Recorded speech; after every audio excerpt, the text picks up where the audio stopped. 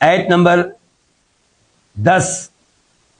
تو یہ جو آیت نمبر 9 گزری ہے اس میں اللہ نے وارننگ دے دی ہے ہمیں بھی کہ اگر تم وہی حرکتیں کرو گے جو حرکتیں پہلی اقوام نے کی ہیں تم پہ ویسے ہی عذاب آئے گا جیسے ان پہ آیا تھا.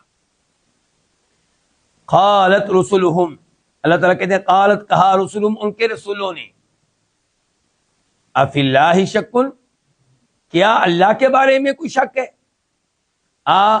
کا میں نے کیا اور یہ استفہام انکار کری ہے، یعنی کہ اللہ کے بارے میں شک نہیں ہونا چاہیے. کیا اللہ کے بارے میں شکن کوئی شک ہے؟ فاطر السماوات والارض، جو آسمان و زمین کا خالق ہے، جو آسمان و زمین کو پیدا کرنے والا ہے. فاطر بدل ہے کس سے؟ لفظ اللہ سے. یدعو، وہ بلاتا ہے کم تمہیں، وہ کون؟ اللہ. لیغفر لکم، لی تاکہ، یغفر وہ بخش دے، لکم تمہارے لیے، من ذنوبکم تمہارے کچھ گناہ. من تبعیدیہ ہے بعض، کچھ، ذنوب ذنب ان کی جمع ہے، گناہ کم تمہارے. ویؤخر، اور مہلت دے، کم تمہیں، الی اجل مسمی، ایک وقت مقررہ تک.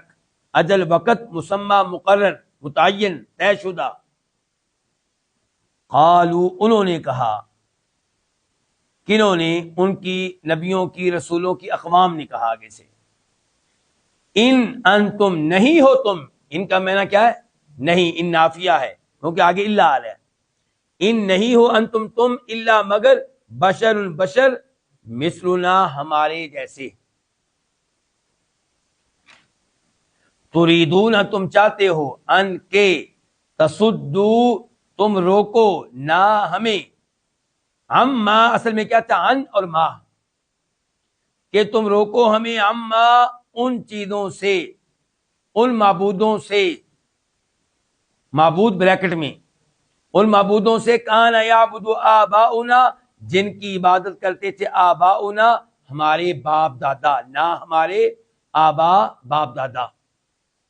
فاتونا، فامن پس، اوتو، تم لاؤ، نہ ہمارے پاس، بسلطان مبین، کوئی واضح دلیل.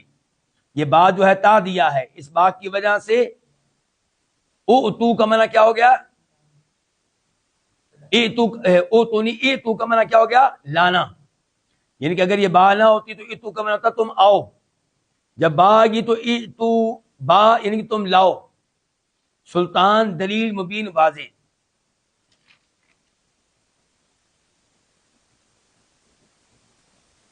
اس آیت کی تفسیر اللہ تعالی نے فرمایا کہ جن اقوام کا پیچھے تذکرہ ہوا ہے ان کے رسولوں نے کہا کہ تم کہتے ہو کہ ہم کفر کرتے ہیں، تو کیا تمہیں اللہ کے بارے میں کوئی شک ہے؟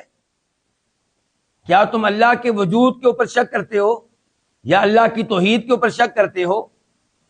جبکہ یہ بات واضح ہے کہ اللہ موجود ہے، کائنات کی ایک ایک چیز بتا رہی ہے کہ ان چیزوں کا کوئی خالق ہے اور وہ خالق ایک ہی ہے. اگر خالق کئی ایک ہوتے تو زمین میں فتنہ و فساد ہوتا، آسمان و زمین کا نظام، سورج چاند کا نظام، رات دن کا نظام اتنی کامیابی سے چل نہ پاتا. تو یہ ایک ایک چیز بتا رہی ہے کہ کوئی خالق ہے، اور یہ بھی یہ چیزیں بتا رہی کہ خالق ایک ہی ہے. تو جب خالق ایک ہے تو عبادت کے لائق بھی ایک ہی ہے. تو کیا تمہیں اللہ کے بارے میں کچھ شک ہے جو کہ آسمان و زمین کا خالق ہے، جس نے آسمانوں کو پیدا کیا، زمین کو پیدا کیا؟ کیا تم سمجھتے ہو آسمان خود ہی پیدا ہو گئے، زمین خود ہی وجود میں آ گئی؟ یہ کیسے ممکن ہے؟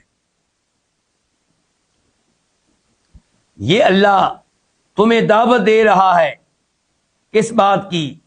کہ میری اطاعت کرو، مجھے رب مان لو، مجھے تنہا معبود مان لو، میرے نبیوں کی باتیں مانو، میری شریعت پہ عمل کرو، میرے کلام پہ عمل کرو.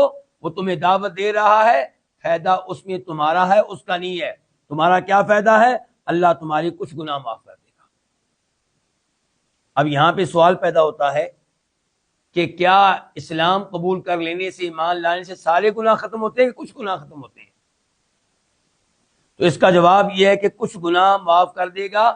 اس سے مراد یہ ہے کہ ماضی کے گناہ معاف ہو جائیں گے ایمان لانے سے، اور ایمان لانے کے بعد جو گناہ کریں گے وہ زہر ہے کہ ان کے اوپر حساب کتاب ہو سکتا ہے۔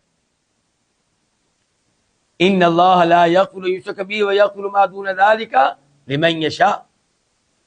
اور دوسری تفسیر یہ کی گئی ہے کہ اللہ تمہارے کچھ گناہ معاف کر دے گا، یعنی کہ اللہ تمہارے وہ گناہ معاف کر دے گا جن کا تعلق اللہ سے ہے، لیکن جو تم نے بندوں پہ ظلم کیے ہیں حقوق العباد وہ تو معاف نہیں ہوں گے۔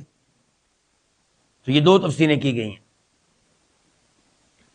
اچھا، اللہ تمہیں دعوت دے رہا ہے تاکہ تمہارے کچھ گناہ معاف کر دے اور تمہیں مہلت دے دے ایک وقت مقررہ تک، یعنی کہ تمہیں فوری طور پہ عذاب نہ دے، بلکہ عذاب کا معاملہ مرنے کے بعد ہوگا۔ اگر تم ایمان لے آئے تو عذاب نہیں ملے گا، اور ایمان نہ لائے تو پھر تمہارے اعمال کی طرف دیکھا جائے گا۔ قالوا، انہوں نے آگے سے کہا کہ تم ہماری طرح کے ایک بشر ہو، ہماری طرح کھاتے پیتے ہو، ہماری طرح چلتے پھرتے ہو، ہماری طرح تم اولاد لیتے ہو، شادیاں کرتے ہو، تمہارے والدین ہیں، تو ہم تمہیں نبی کیسے مان لیں، رسول کیسے مان لیں؟ اصل بات یہ ہے کہ تم ہمیں ہمارے آباء و اجداد کے معبودوں کی عبادت سے منع کرنا چاہتے ہو، تم ہمیں اس دین سے ہٹانا چاہتے ہو جس دین کے اوپر ہمارے باپ دادا گامزن تھے۔ فاتونا بسلطان مبین، اگر تم سچے ہو تو کوئی واضح دلیل لے کر آؤ، کوئی واضح معجزہ لے کر آؤ، واضح کوئی نشانی لے کر آؤ۔ تو یہاں سے پتہ چلا کہ آباء و اجداد کے دین کو چھوڑنا، باپ دادا کے دین کو چھوڑنا وہ بہت بڑا جرم سمجھتے تھے، اور آج بھی کئی لوگ سمجھتے ہیں، جبکہ یہی لوگ دنیاوی معاملات میں باپ دادا کی روایات کو چھوڑ دیتے ہیں، ان کے کاروبار کو چھوڑ دیتے ہیں، اور یہ سمجھتے ہیں کہ باپ دادا کا کاروبار اچھا کاروبار نہیں تھا، یا ان کو کاروبار کرنا نہیں آتا تھا، یا ان کے پاس تجربہ نہیں تھا۔ دین کی باری آتی ہے تو نبیوں کی بات چھوڑ کر، نبیوں کے اوپر نازل کردہ اللہ کا کلام چھوڑ کر وہ باپ دادا کے دین کی طرف بھاگ کھڑے ہوتے ہیں۔